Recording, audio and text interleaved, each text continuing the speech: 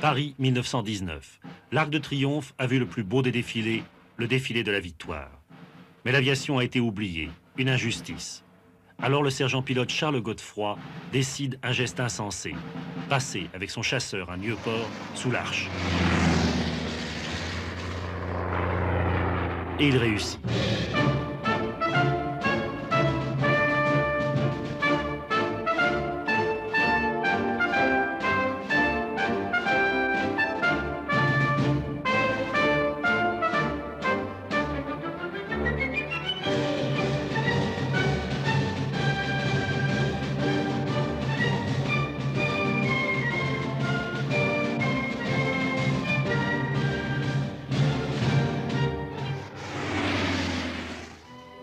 Et cet avion, que les Londoniens éberlués voient un jour passer sous le pont de la Tour. Qui? Pourquoi? Et Védrine, un de nos aviateurs les plus populaires, l'as des missions spéciales pendant la guerre. Voici qu'il atterrit sur le toit d'un grand magasin parisien. Ils rêvent tous à ces exploits, les pilotes. Ils n'ont plus que ça comme rêve. La guerre est finie, finie aussi la gloire en plein ciel. Demi-solde d'un nouvel âge, ils ne savent faire qu'une chose, voler. Alors, partout dans le monde, mais surtout ici, en Amérique, ils vont de ville en village, risquer leur vie au-dessus de publics souvent clairsemés, ou devant des opérateurs d'actualité toujours plus exigeants. Voilà ce qu'ils étaient devenus, les aviateurs.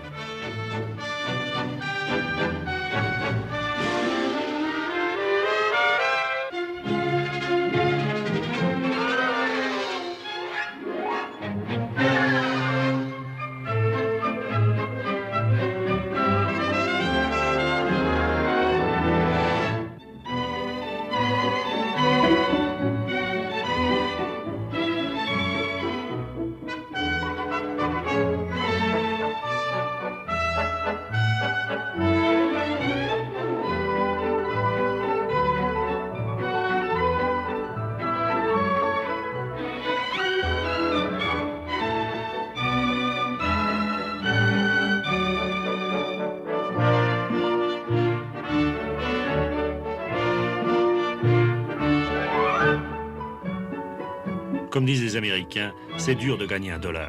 Le lendemain de ces prises de vue, ces deux acrobates, Locklear et Elliott, n'arrivent pas à attraper l'aile de leur avion et s'écrasent au sol. Et pourtant, ça n'est pas suffisant. Le public en réclame des émotions fortes. La guerre n'est plus là pour leur en fournir. Les femmes s'y mettent. Mabel Cody, elle tente de passer d'une voiture de course à un avion.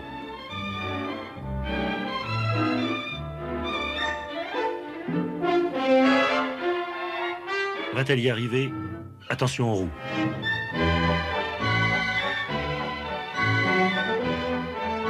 Liliane Boyer, elle, fait reculer les bornes de l'audace ou de l'inconscience.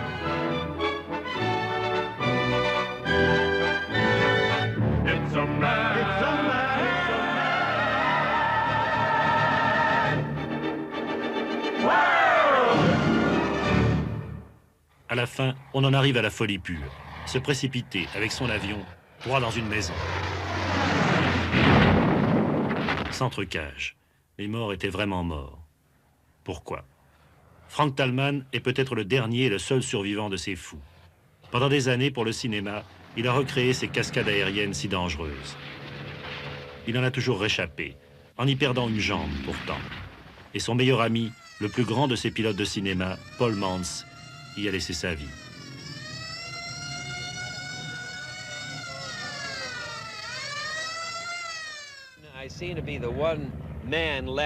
C'est vrai que je suis le dernier survivant, dit Frank Thalmann. Le dernier à faire ce genre de métier. Le public aime ça, ça l'excite. J'espère beaucoup plus que l'on se souviendra de moi, non pas pour avoir démoli des avions, mais pour les avoir préservés. Dans ses hangars, près de Hollywood, Thalmann maintient en état de vol toutes sortes d'avions des temps héroïques. Car le cinéma, dès ses débuts, a été friand des aventures aériennes. Combien de films sur les premiers héros du ciel, sur les pilotes de la guerre? Souvenez-vous, les anges de l'enfer, seuls les anges ont des ailes, la patrouille de l'aube.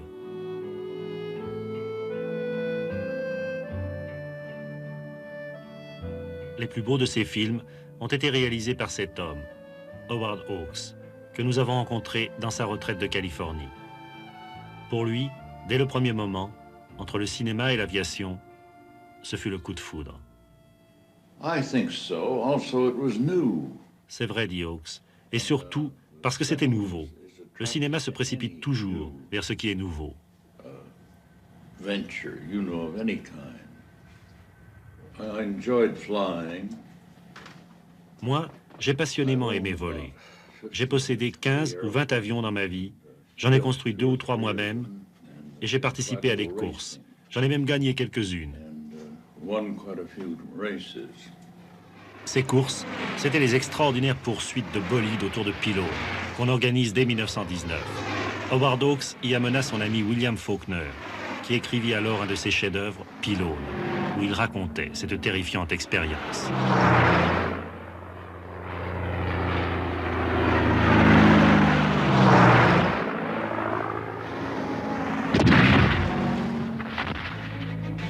Après les chasseurs, les bombardiers.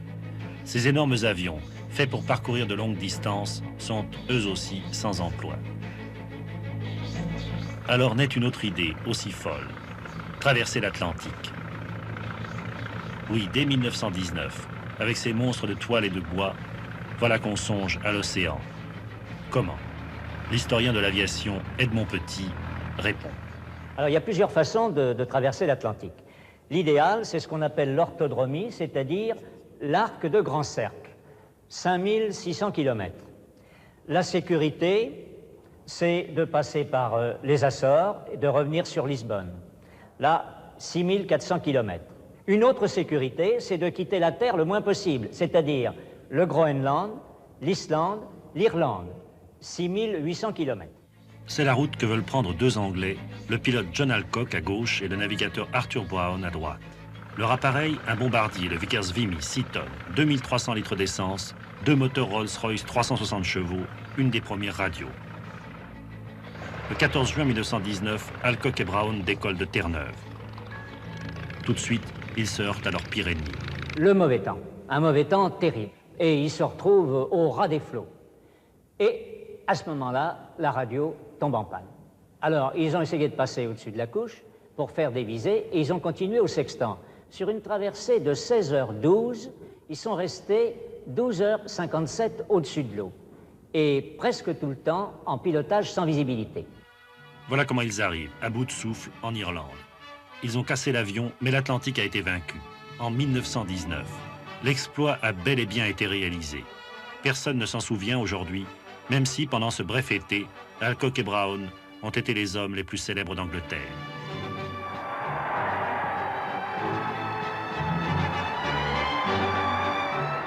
Le secrétaire à la Défense, Winston Churchill, leur remet le prix de 10 000 livres offert par le Daily Mail. Ensuite, John Alcock va exhiber fièrement un sac de 197 lettres amenées d'Amérique en Europe. Une affaire en or pour les collectionneurs. Mais surtout, une nouvelle idée. Transporter du courrier. Dès les premiers mois de 1919, l'aviation militaire britannique organise un véritable service postal sur Paris-Londres, avec des De Havilland DH4. Là encore, il s'agit d'abord d'utiliser les hommes et les avions. Le succès est immédiat et les postes anglaises prennent vite le relais. Aux États-Unis, William Boeing, 40 ans, qui s'affirme déjà comme un grand constructeur d'avions, crée une ligne le long de la côte du Pacifique.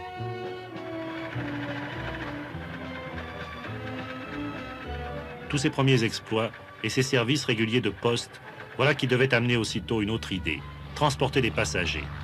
Mais le public est-il prêt à monter dans les avions? Pas tout à fait. Il faudra attendre quelques années avant que le public dise « je prends l'avion ». Il faudra encore attendre. Et c'est pour ça qu'il se crée des comités de propagande. Que voit-on sur cette affiche? Eh bien, on voit un bourgeois de l'époque qui regarde les avions. Et il se demande quelle attitude il va prendre vis-à-vis des avions. Et le fantôme de Joseph Prudhomme, le bourgeois de 1842, rétrograde aux idées préconçues, qui lui dit « mais moi non plus, moi en 1842, je ne croyais pas au chemin de fer ». Il faut commencer doucement, faire admettre au public que c'est possible, tout simplement. Alors naît ici au Bourget, dès 1919, une compagnie de vol à la demande et de baptême de l'air, la Compagnie aérienne française, avec Jeanne Fontaine, la première hôtesse de l'air. Son travail était difficile. Il consistait d'abord et avant tout à convaincre les passagers de monter dans l'avion. On les poussait un petit peu, et puis alors on les faisait monter, malgré qu'ils avaient bien la frousse. Ils montaient quand même. Il fallait qu'ils montent. Alors le pilote, il était devant. Je montais quelquefois avec, aussi des fois avec le pilote. Et je regardais mes passagers, alors leur mine. Et puis je leur disais, vous voyez ici, vous êtes au-dessus du terrain du Bourget. Ce que vous voyez là-bas plus loin, eh bien c'est Gonesse. Et puis on aperçoit la tour Eiffel, parce qu'on était assez haut. Il fallait tout leur expliquer, puis alors arriver surtout à vaincre leur peur. Ça, c'était quelque chose d'épouvantable. Leur donner vraiment une confiance absolue à l'aviation. Mais vous n'avez pas peur, vous? Mais non, je n'avais pas peur. Il fallait bien. Dites, hein. Pourquoi il y a dû avoir des coups non? Ah, il y avait des coups que je sentais bien qui n'étaient pas trop... Mais enfin, c'était comme ça. Par exemple, c'était le métier. Racontez-moi. C'était le métier. Quelquefois, vous voyez, il y avait quelquefois certains pilotes.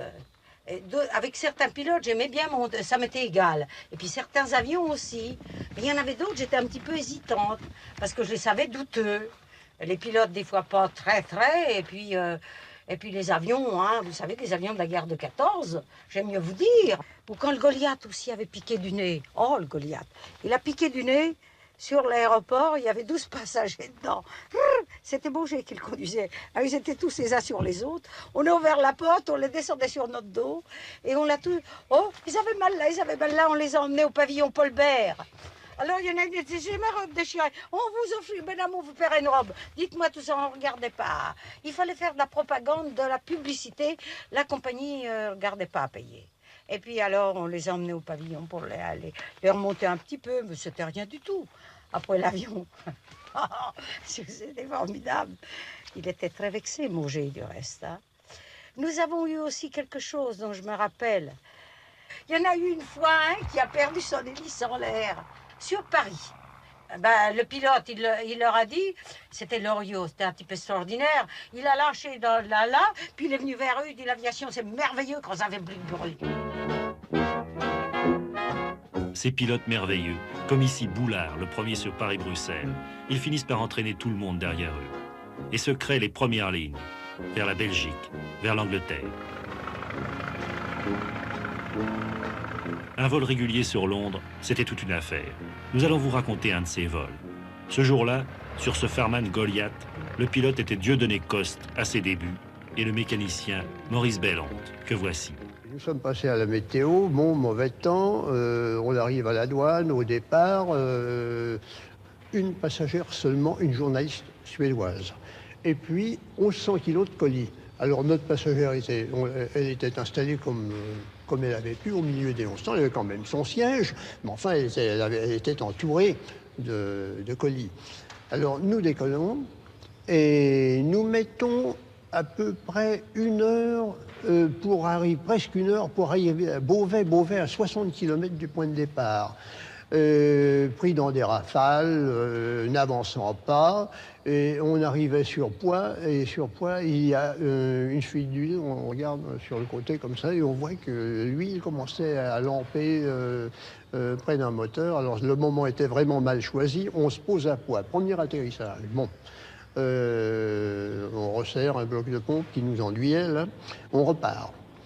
Et puis, nous arrivons comme ça, 40 km plus loin, à Abbeville, on continue, en se disant peut-être qu'en passant en race-flotte, on arrivera peut-être de l'autre côté aujourd'hui.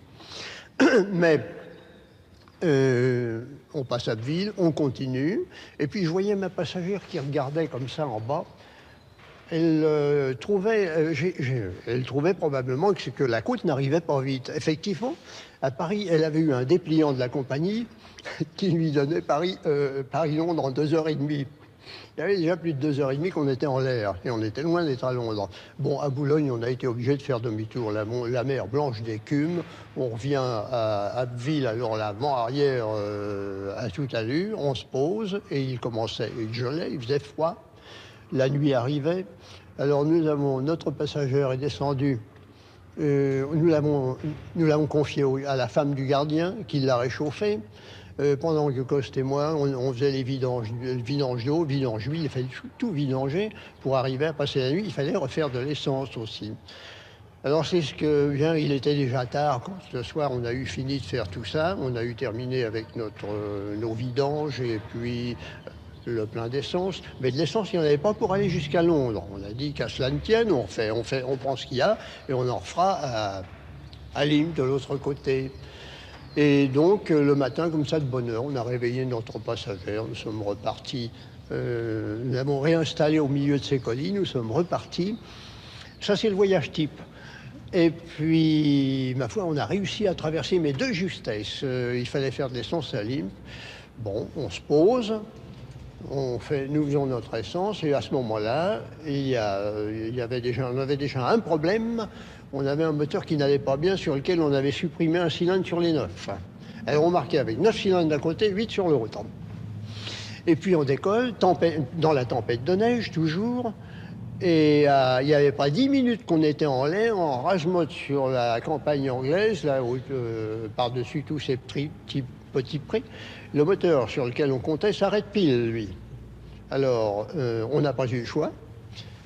Droit devant, il y avait un petit pré qui se présentait pas trop mal. On a pensé qu'on allait pouvoir se poser dedans correctement, mais pas de chance. En arrivant, à mesure que nous approchions, nous apercevions qu'il y avait une barrière qui coupait le pré en deux. C'était cuit, on continue à se poser, mais c'est qu'à mesure qu'on approchait, on s'est aperçu que la barrière était énorme. On a vu après qu'elle était faite en traverse de chemin de fer. Alors, on a cisaillé les traverses, on est allé sur le nez un peu plus loin, et puis nous voilà là, Coste et moi, faisant le tour du propriétaire, voyant les deux hélices cassées, le nez du Goliath écrasé, et d'autres passagères qu'on avait réussi à sortir. Là. Et c'est à ce moment-là que... Alors là, il s'est passé quelque chose de tout à fait drôle, car les gens des lieux sont arrivés autour de nous, et on commençait, alors nous, avec Coste, on faisait le tour, on faisait l'inventaire des dégâts, de manière à pouvoir téléphoner à Londres ce qui s'était passé. Et d'autres passagers, elle avait réussi, on l'avait aidé à sortir. Elle s'était débrouillée un peu, elle avait retrouvé sa mallette. Et les policemen anglais arrivent, manifestent, ils prennent le manifeste, trouvent une passagère. Où est la passagère? Plus de passagère. Alors on se renseigne, ils se renseignent auprès des gens qui étaient là. J'ai dit, mais la passagère, mais elle est partie tout à l'heure. Elle a pris sa mallette, elle est partie, on ne l'a plus jamais revue. C'était son 4e atterrissage depuis Paris. Alors moi, avec Coste, on a toujours pensé, vous savez, depuis 24 heures qu'elle nous voit nous affairer autour de cette mécanique, elle en a eu assez. Elle a eu peur, elle se dit, ils sont bien capables de la remettre sur les roues et de me rembarquer. On n'a plus de passagères. Bientôt arrive une nouvelle génération d'avions, plus sûrs, comme ce Lioré et Olivier 213 de 6 tonnes pour 12 passagers. Un confort surprenant pour l'époque. Dans les fauteuils de cuir, les dames avaient juste un pincement de cœur au moment du décollage. Mais tout de suite, rassurant, arrivait le steward avec ses premiers repas en plein vol. L'aviation commerciale était vraiment née. Tout était possible. Danser en plein ciel et boire, comme disait Cocteau, l'alcool des atmosphères.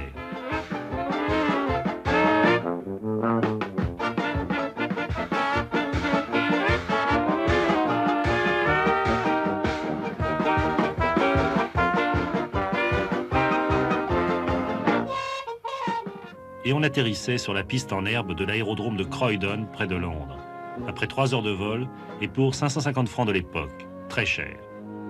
Mais les passagers affluent. De quelques dizaines en 1919, ils sont déjà plus de 5000 en 1922. Tout est à inventer.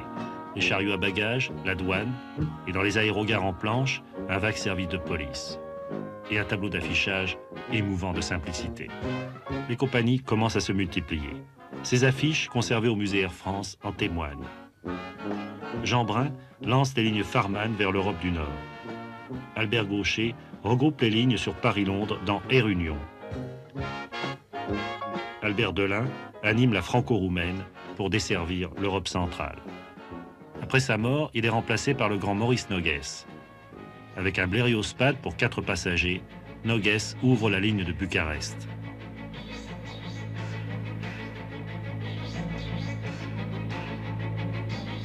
Avec le trimoteur Caudron, il prolonge la ligne vers Varsovie.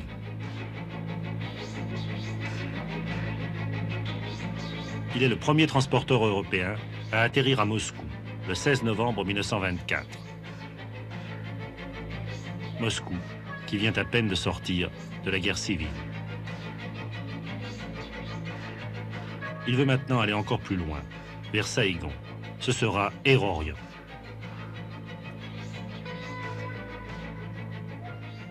Mais la compagnie la plus célèbre, à tort ou à raison, c'est la ligne Latécoère, la future aéropostale.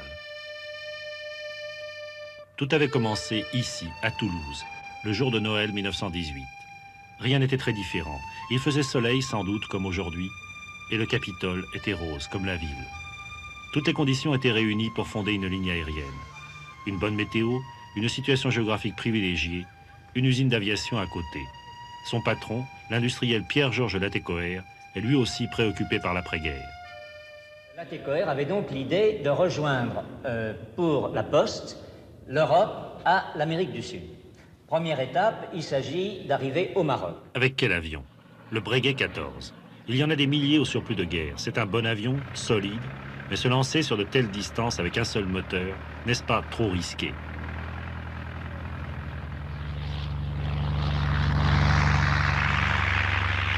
Pour mettre en œuvre une pareille entreprise, Latécoère, le financier, choisit un ancien officier pilote de la guerre, Didier Dora.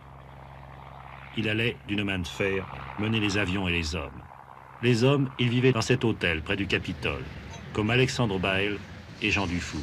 C'était un hôtel qui était tenu par 3 vieilles filles très gentilles et où la voiture avait l'habitude de venir chercher les pilotes ici le matin au lieu de faire plusieurs hôtels dans la ville. Elles étaient très indulgentes pour le bruit qu'on faisait. Elle les voyait partir, ces jeunes pilotes de la ligne, toujours avec un serrement de cœur. Ils arrivaient au terrain, mêlés aux ouvriers, dans la grisaille froide du petit matin. Ah, ce terrain de Montaudran, avec sa vieille manche à air.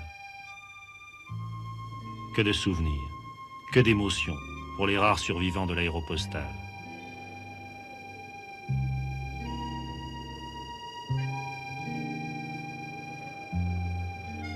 Il n'y a plus qu'eux, hélas. Et l'un des adjoints de Dora, M. Moine, évoque ses premiers pilotes de la ligne. Qui étaient-ils? D'anciens officiers de la guerre, ils étaient habitués à braver les difficultés et à en sortir. M. Bail et M. Dufour étaient parmi les tout premiers. J'étais dans la chasse et j'étais démobilisé. J'y étais 2 mois avant l'armistice. Et j'ai fait la connaissance de Didier Dora qui m'a embauché. Un des premiers, je vous dis en 21, aux lignes Latécoère. Dans cette dernière interview de 1964, Dora nous donnait la clé de ses rapports avec les nouveaux pilotes. Lorsqu'un pilote arrivait à Montaudran, on le faisait passer à l'établi, dans l'atelier, où il travaillait au coude à coude avec les mécaniciens. Une dure école. Dora n'aime pas les acrobates. Un stage dans le cambouis fera du bien à ses têtes brûlées. Dora veut former des équipages. Une méthode qu'apprécient les mécaniciens, comme M. Cassagne. À l'époque, il n'y avait pas de différence entre le pilote et le mécanicien. C'était un véritable esprit d'équipe que Dora avait su créer. Au même titre que la mystique de la ligne. Ça existait, la mystique du courrier. Voilà, c'était le grand mot. La clé de tout ce que faisait Dora. Son idée maîtresse, la mystique du courrier. C'est au nom de cette mystique que 100 hommes sont morts. Il faut y aller, il faut passer, en prenant des risques inouïs. Pour qui, pourquoi? Pour le courrier. Alexandre Bail a bien failli y rester, lui aussi. Je logeais les côtes espagnoles très bas parce que le temps était très mauvais. J'ai eu une rupture d'embiellage et le feu. Je me suis posé en mer. J'ai essayé de nager, j'avais une combinaison fourrée qui me permettait de flotter, mais qui ne me permettait pas d'avancer. Lorsque j'ai vu un bateau de pêche espagnol se dirigeant vers moi, j'ai attendu, et puis, quelques jours après, je suis rentré à Toulouse, j'ai trouvé M. Dora qui m'a dit « Vous avez été obligé d'atterrir ». J'ai dit « Non, j'ai améri, monsieur le directeur ». Il me dit « Et pourquoi ?» J'ai dit « J'ai eu une panne ». Effectivement, comme on a pu retrouver les vestiges de l'avion, on a vu qu'il y avait une partie du carter qui était défoncée par la bielle qui avait cassé. Mais si je n'avais pas eu d'autres preuves, j'aurais peut-être passé pour un farceur. Qu'est-ce qu'il faisait? Il renvoyait les pilotes? Mais il y en a eu beaucoup, oui. Ceux qui n'étaient pas sérieux et qui n'avaient pas pris la mystique du courrier, comme nous disions à l'époque, au sérieux, ne restaient pas longtemps. Je pense avoir mérité la renommée de dureté qui s'attache à ma personne. Je ne crois pas. J'ai fait souvent, à l'époque, je n'ai pas attendu d'être dans l'âge mûr pour y réfléchir. J'ai fait souvent un examen de conscience et j'ai l'impression d'avoir été sérieux, tout simplement. Et il a réussi. Pour l'histoire, il a créé une légende, celle de la ligne, celle du courrier. Une légende et un exemple ineffaçable. Un jour se joindront à lui des personnages extraordinaires, Mermoz, Guillaumet, Saint-Exupéry. Mais c'est une autre histoire dont nous reparlerons. En 1925, la ligne avance encore péniblement, à travers les sables, au péril des dissidences, du vent et de la mer, pendant que partout en Europe se créent d'autres compagnies. La KLM, elle veut arriver à Batavia, aux Indes néerlandaises. Les Belges, eux, ils créent les LARA, les lignes aériennes du roi Albert. Et ils arrivent ici, au cœur de l'Afrique. Sur ces routes du ciel, la vieille Europe a trouvé un nouveau souffle colonial. Les Imperial Airways britanniques lancent leurs énormes Argosy et Handley Page qui emportent jusqu'à 20 passagers vers l'Inde, vers Singapour, vers l'Australie.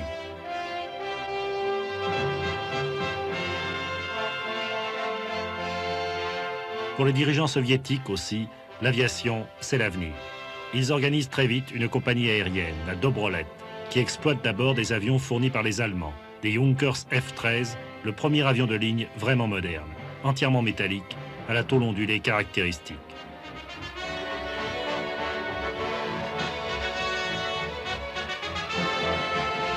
Ce sera le premier grand effort des Soviétiques, conquérir leur espace, aller toujours plus loin. En 1925, ils organisent un grand raid Moscou-Pékin, défrichage de lignes en même temps que vaste tournée de propagande, à bord de l'avion baptisé Comité révolutionnaire de Sibérie. Et leurs peuples de l'Est et les Mongols font connaissance avec l'avion et avec les Soviets. Les pilotes, Schmidt, Gromov et Tomaszewski, ont parcouru 12 000 km, un exploit. Quand ils arrivent en Chine, fin 1925, ils ont montré que l'Union soviétique n'était pas absente de cette compétition qui passionne le monde, les grands raids. Les grands raids, une aventure fantastique, l'épopée du XXe siècle. Il faut les imaginer dans leur cabine découverte, volant sur des étapes de 20, 30 heures de vol, comme les frères Smith qui vont d'Angleterre en Australie.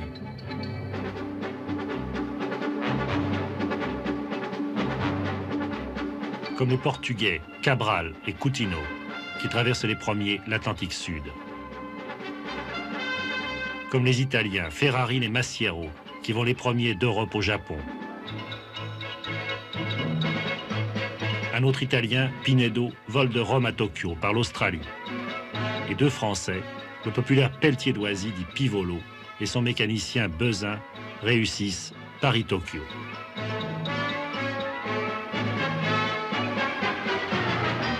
Avec un avion qui marque son époque, le Breguet 19. Un très bon avion qu'utilisent aussi les deux aviateurs japonais Abe et Kawashi, qui arrivent à Paris après avoir les premiers reconnu le tracé direct Paris-Tokyo. Ça servira un jour.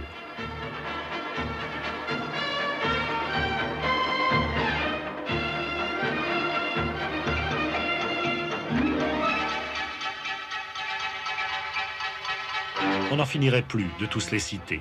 Ceux qui ont défriché les lignes d'Afrique, comme le Belge Thieffry ou Dagneau. Ceux qui ont tenté et réussi le tour du monde, comme les Douglas américains. Et ceux qui sont partis vers le pôle, comme Amundsen, Floyd Bennett ou l'amiral Byrd.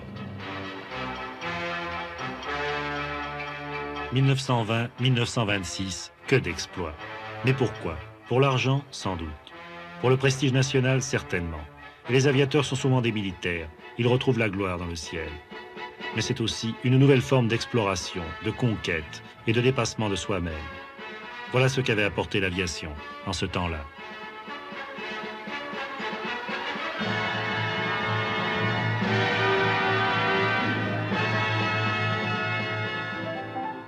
rien n'arrête les hommes dans leur course éperdue vers le progrès. Dans sa fusée, l'Américain Rodman part en 1920 à la conquête de l'espace.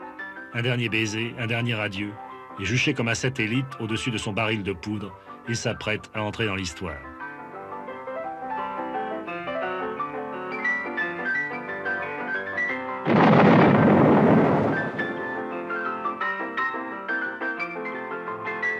Les années folles sont vraiment folles en aviation. On invente n'importe quoi.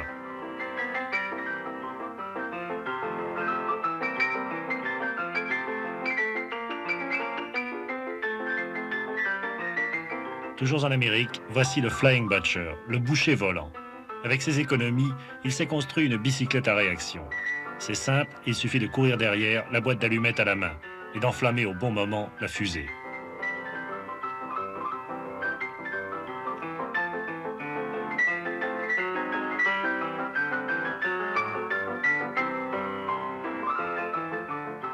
Et ce génial inventeur new-yorkais, persuadé qu'au bout de sa rampe, il va s'envoler vers la gloire. Et celui-là, qui veut révolutionner le vol vertical.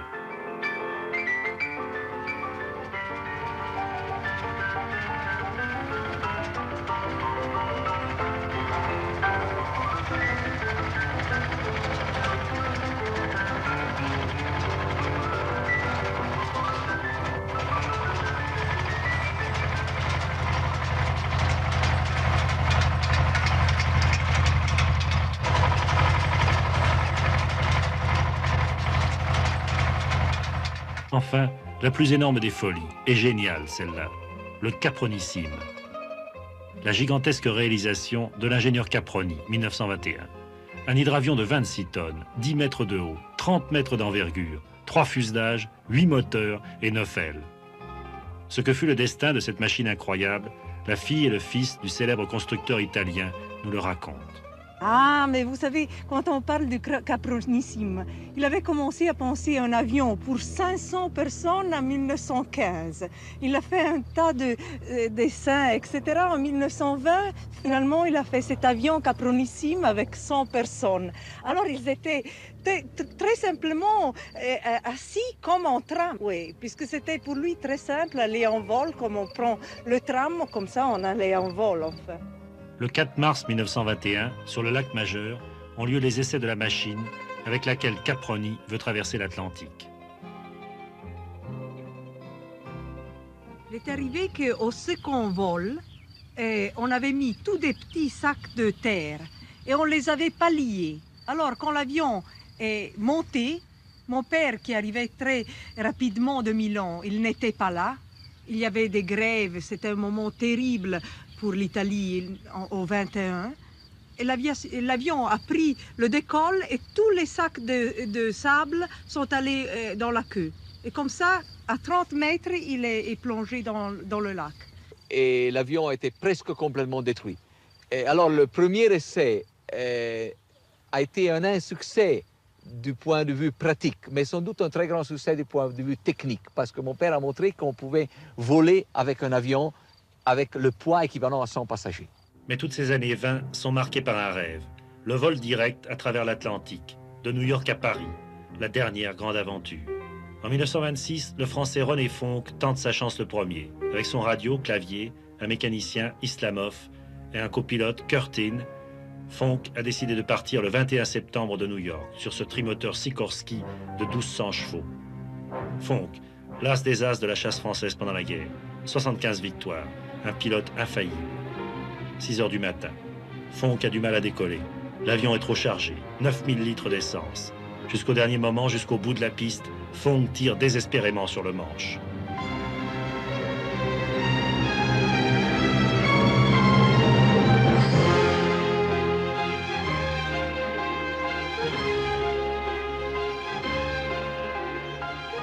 Et voici l'horrible.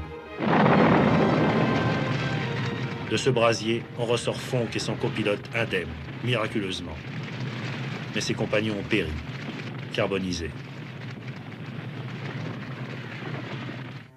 Un autre as français, Charles Ningesser, et son navigateur François Colly se préparent 6 mois plus tard à tenter la traversée. Un nouvel épisode de cette lutte qui passionne le monde. Quand l'oiseau blanc va-t-il partir ? Curieux et journalistes se pressent au Bourget.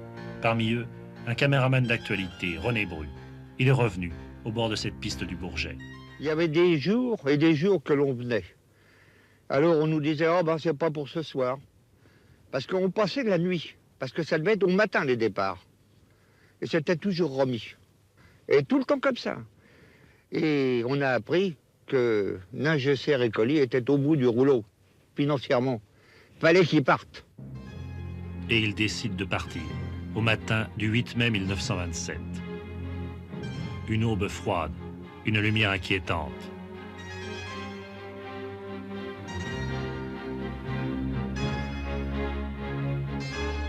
Ningesser a fait peindre une tête de mort sur son fuselage.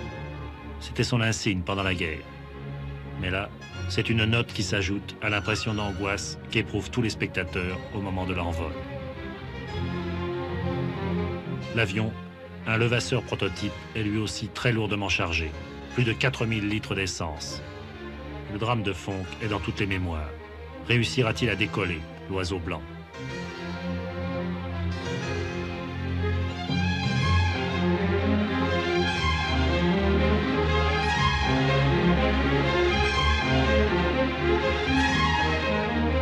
Il est 5h21.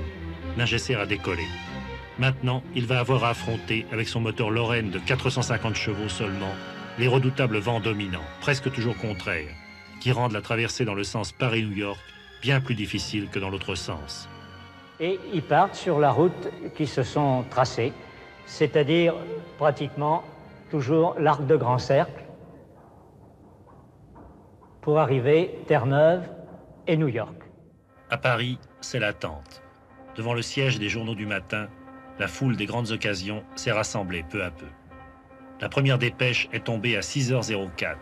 Ils viennent de passer au-dessus d'Étretat à 200 mètres d'altitude. Ensuite, c'est le silence, pendant 24 heures. On attend, les gens de Paris attendent. On attend les nouvelles, on attend les journaux. Les journaux, les voilà. Et voilà les journaux de l'époque. Ils ont réussi. Malgré le luxe des détails et même les photos, la nouvelle est fausse. C'est sans doute l'un des plus noirs fiascos journalistiques de toute l'histoire. L'oiseau blanc, Ningesser, Colly, non, ils ne sont pas arrivés à New York. Ils n'y sont jamais arrivés. Ah, qu'est-ce qui s'est passé? Ils n'ont pas de radio, donc ils ne peuvent pas se signaler. Ils ont des moyens de navigation très justes. On a raconté des tas d'histoires, il y a des tas de légendes, on a trouvé des bouteilles à la mer, on a ramené des morceaux d'avion. Tout ça, c'est absolument faux. Alors, où? Dans la tempête vers Terre-Neuve? Peut-être. Dans la Manche? C'est très possible. Donc, pratiquement, on ne sait pas. Rien n'arrête cette course folle. Mort après mort, catastrophe après catastrophe. 10 jours après la tragédie de l'oiseau blanc, un petit avion avance péniblement au-dessus de l'Atlantique. Comble de folie, le pilote est seul à bord. Ce pilote s'appelle Charles Lindbergh. Il a 25 ans. C'est un ancien officier de l'armée de l'air américaine. Lui aussi a été acrobate, puis pilote postal, avec une régularité qui lui a valu toutes les félicitations. Un bon pilote, vraiment, mais qui rêve à la gloire. Traverser l'Atlantique, de New York à Paris. Après bien des échecs, il parvient à rassembler les 15 000 $ nécessaires au financement de l'opération. Il doit y penser alors qu'il peine dans le vent, sur la mer, à ces banquiers de Saint-Louis qui ont avancé l'argent pour faire une bonne publicité à leur ville. C'est pour cela que l'avion porte ce nom, Spirit of Saint-Louis, l'esprit de Saint-Louis. Il a coûté 10 000 $ l'avion, 4 000 pour ce moteur Wright de 237 chevaux, 6 000 pour la cellule en bois et en tube d'acier recouvert de toile, oui, de toile. Le tout pèse 2 tonnes. Une petite machine, 8 mètres de long, 14 mètres d'envergure, construite par la société Ryan, San Diego, Californie. John Van der Linde était le patron des mécanos chez Ryan. Le Spirit of Saint-Louis, c'est son plus beau souvenir. Il y a 50 ans, John Van der Linde a ainsi présenté l'avion à Lindbergh. Il a ouvert la porte de toile si fragile, il a montré le tableau de bord rudimentaire et les robinets d'essence destinés à passer d'un réservoir à l'autre. Il y a trop d'instruments, a dit Lindbergh, enlevez-en, ça fera du poids en moins. Pas de jauge d'essence, ça ne marche jamais. Je préfère regarder ma montre, calculer moi-même ma consommation d'essence. Lindbergh a surveillé tout le travail, fait disposer les commandes à son idée. Et surtout, il a insisté pour que son siège, en osier, soit le plus inconfortable possible. Comme ça, pas de risque de s'endormir. Ce qu'il y a de plus invraisemblable dans cet avion, c'est l'absence totale de visibilité vers l'avant. Alors Van der Linde a bricolé un périscope qui donne une vague idée de ce qui se passe devant le moteur. C'est tout ce qu'on voit, vraiment pas grand-chose. Alors voici comment se passe l'atterrissage. Un coup de manche à droite pour incliner l'avion, voir un peu, et hop, on continue. Tant mieux s'il n'y a rien de vent. Arrivé à New York le 12 mai, l'avion est maintenant prêt pour la traversée. 3 mois à peine se sont écoulés depuis le premier accord des financiers avec Lindbergh. Il nous a fallu 60 jours pour construire cet avion, en travaillant jour et nuit. On était inquiets avec tous ces types qui se préparaient en même temps que nous pour l'Atlantique. Il faut dire qu'un prix de 25 000 $ est à gagner. 2 hommes attendent, eux aussi, une bonne météo sur le même terrain. Clarence Chamberlain, un pilote très connu, et surtout Richard Byrd, auréolé de sa gloire du pôle. Bien malgré lui, Lindbergh reçoit aussi la visite de sa mère. Elle ne cache pas son angoisse. Et voilà que Lindbergh décide de ne pas attendre la météo. À l'aube du 20 mai, il fait remplir ses réservoirs. 2,5 tonnes d'essence, plus que le poids de l'avion lui-même. Lindbergh a tout sacrifié à cette essence. Pour cela, il a tenu à voler seul. On l'appelle désormais le fou volant. Pas de parachute non plus. Quelques sandwichs, un peu d'eau. Non, tout ça n'est vraiment pas prudent. 7h54, voici le moment. Lindbergh n'a pas dormi de la nuit. Lui aussi, il pense à tous ceux qui se sont écrasés au décollage, avec leurs machines tellement surchargées d'essence.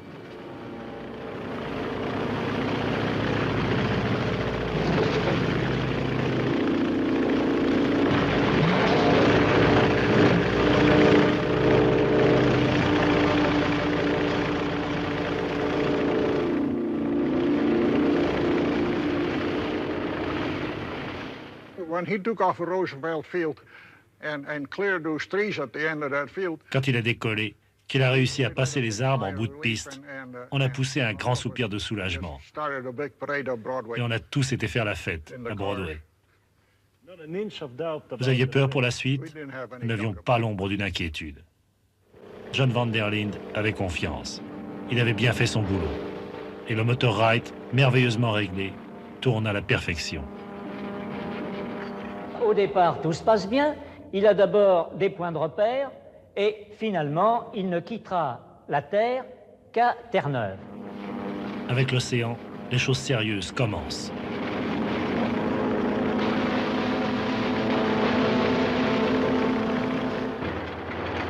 En avant, c'est tout droit. La ligne qui s'était tracée, c'était la ligne la plus directe possible. Le grand arc de cercle. Arrivé à peu près au point de non-retour, c'est-à-dire au moment où il faut choisir où on fait demi-tour ou on continue, tout s'était bien passé et arrivé à ce moment-là, la pluie, après Terre-Neuve, de la neige fondue, du grésil, un mauvais temps terrible, des tempêtes de neige, un plafond qui commence à 15 mètres et qui va jusqu'à 3000 mètres. Alors il va essayer de passer au-dessus, il va essayer de passer en dessous et finalement, aux instruments, il passe à travers. Cela fait plus de 20 heures qu'il est dans cette boîte. Les yeux hypnotisés par les instruments, dans le vacarme du moteur. Sans arrêt, il se penche vers ses manettes d'essence. Ne pas oublier de passer d'un réservoir sur l'autre. Ne pas se laisser aller au sommeil. Quelle souffrance!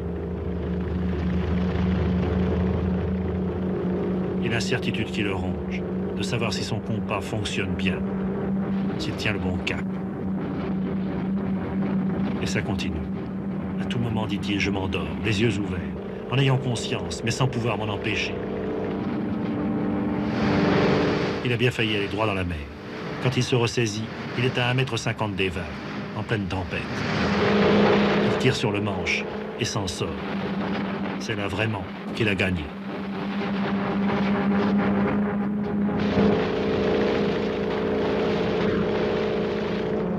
Il respire et regarde autour de lui.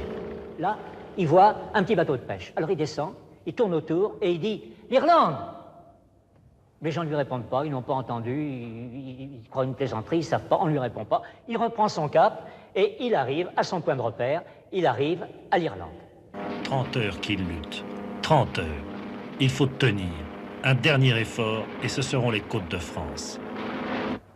Le Bourget, samedi 21 mai 1927. On n'ose pas encore y croire. La radio diffuse les dépêches. Il a passé l'Irlande. Il est au-dessus de l'Angleterre. C'est incroyable. La foule commence à s'amasser dans la petite aérogare. Des badauds du samedi, puis arrivent les journalistes et les caméramens d'actualité, comme René Bru. Le jour commençait à baisser. Alors, tous les opérateurs présents, et tout ça, on s'est tous concertés. On a dit, qu'est-ce qu'on fait? On commande un groupe électrogène. C'était une innovation à l'époque. On a pu obtenir l'autorisation de mettre des projecteurs. Et on a attendu. Les projecteurs sont allumés. Le décor célèbre est désormais planté. La foule est énorme. 100 000 personnes. Et le temps passe. On commence à s'interroger. Et si c'était encore une fausse nouvelle? Dans la foule, tous les passionnés d'aviation, parmi lesquels Jean-Claude Daetz. Il va jouer un grand rôle dans notre histoire. Mais à ce moment précis, il commence à en avoir assez. 10 heures et toujours rien. Comme tous ces Parisiens, le jeune monsieur Daetz s'impatiente. On se baladait là, mais on avait perdu une soirée. Une soirée où justement il y avait la première de Ben-Hur au cinéma de la Madeleine. Bref, un samedi de foutu. Soudain, 22h10, l'heure qu'il est justement en ce moment, dans la pénombre de maintenant d'ailleurs, un léger ronflement au-dessus de nous, un avion qui s'en va vers le sud. Immédiatement, je saute la barrière et je cavale dans le noir, dans l'ombre, vers cet avion qui se pose au loin. Qui se pose au loin, queue et béquille ensemble. Roue et béquille ensemble comme un habitué, mais qui néanmoins ne connaît pas bien son terrain. Et à ce moment, enfin, les phares se sont mis à balayer le terrain. Et qu'est-ce que j'ai vu à 30-40 mètres? Spirit of Saint-Louis. J'en ai, monsieur, quand je vous raconte ça, les poils des bras qui se redressent encore, 50 ans après. Fou de joie, j'ai sauté, j'ai couru après lui, roulé lentement, j'ai attrapé le haubans gauche, je me suis trouvé le long de la carlingue, une glace coulissante, j'ai tiré cette glace. Et moi, du vieux monde, j'ai été le premier homme à respirer son huile chaude, dans le noir, à avoir un profil, des instruments lumineux, et à lui prendre la main, et lui hurler, you is arrived, you are the first man in the world, you is at the Bourget, tout ce que je pouvais, je le hurlais, et je lui ai pris la main, que je lui ai embrassé. Il a dû se dire, je suis tombé chez les fous. Et aussi, très important, je lui ai vu la chaleur intense, je lui ai décroché son bonnet, défait son bonnet fourré, j'ai encore sous le doigt les deux pressions des deux trucs, et je lui ai pris son bonnet, il ne voulait pas. Nous nous sommes battus, si j'ose dire. Et moi, j'ai tiré plus fort, j'ai mis le bonnet sous mon bras, et j'ai dit, voilà un souvenir digne du chapeau de Napoléon. Il est exactement 22h20, et Lindbergh vient d'atterrir, après 33h30 de vol. La foule a débordé le barrage des gendarmes, des policiers, de la troupe. Rien ne peut plus l'arrêter. Lindbergh, terrifié, voit ces milliers de gens qui se précipitent sur son avion, commence à arracher la toile du revêtement, des morceaux de moteur. On lui vole son carnet de bord. Il n'a d'ailleurs jamais été retrouvé, ce carnet si précieux.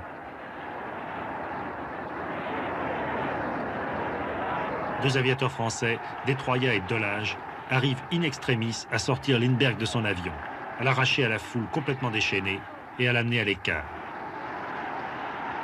Alors quelqu'un désigne un journaliste américain et crie « C'est lui, c'est Lindbergh !» Le malheureux est aussitôt hissé sur les épaules, emporté sur la vague vers l'aérogare. L'ambassadeur des États-Unis est là, qui attend, effrayé. Il voit surgir devant lui un personnage qui hurle « Je ne suis pas Lindbergh !» C'est incompréhensible. Qui a atterri? Est-ce encore une fausse joie? Personne ne comprend. Alors Jean-Claude Daetz intervient. Mais moi, j'avais la preuve.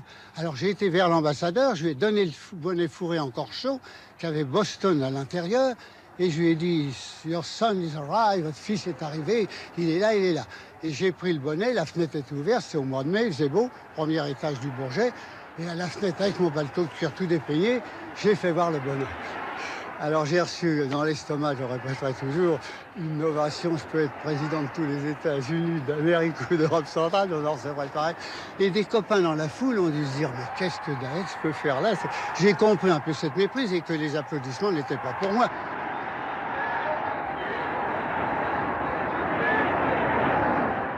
Les gens continuent à hurler. Et il y a eu un coup de téléphone. On a pris le téléphone sur la table et c'est le capitaine Vest qui téléphonait du Bourget d'un endroit perdu, disant « Lindbergh est là, il se repose, on ne vous dit pas où il est, ce serait trop dangereux. » Toc. On a cherché à voir Lindbergh, on n'a pas retrouvé Lindbergh. Moi, je l'ai retrouvé le lendemain chez le président de la République, à l'Élysée, où il était avec Gaston Doumergue et l'ambassadeur des États-Unis.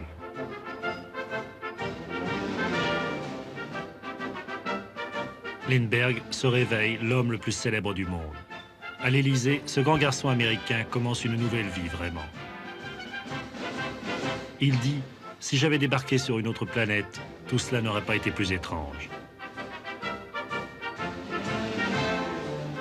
Les télégrammes arrivent par centaines de toute l'Europe. La réception de la ville de Paris à l'hôtel de ville est inoubliable.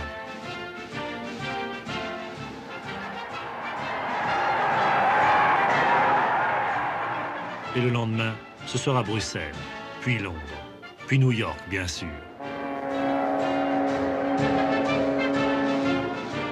Jamais, sans doute, dans l'histoire des hommes et de l'aviation, un exploit n'aura suscité autant de ferveur populaire. C'était l'Atlantique. C'était une date pour l'humanité.